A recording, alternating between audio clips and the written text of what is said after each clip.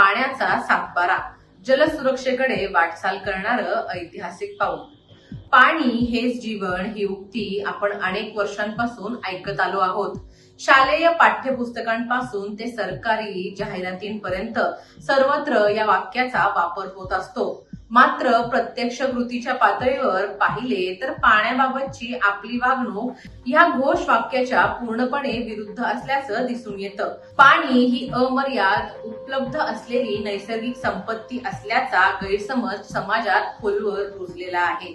त्यामुळे पावसाचे पाणी साठवणे, भूजल पुनर्भरण करणे, वापराचे नियोजन करणे किंवा पाण्याच्या अपव्ययावर नियंत्रण ठेवणे या बाबींना आवश्यक ते महत्त्व दिलं जात नाही. परिणामी दरवर्षी पावसाळ्यात अब्जावधी लिटर पाणी वाहून जातं आणि उन्हाळा सुरू होताच टँकर, दुष्काळ, कोरडी विहिरी आणि पाणी टंचाईच्या बातम्या पुन्हा चर्चेत येतात.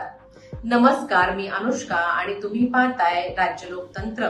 महाराष्ट्रासारख्या प्रगत राज्यालाही आज पाण्याच्या प्रश्नाने ग्रासलं आहे.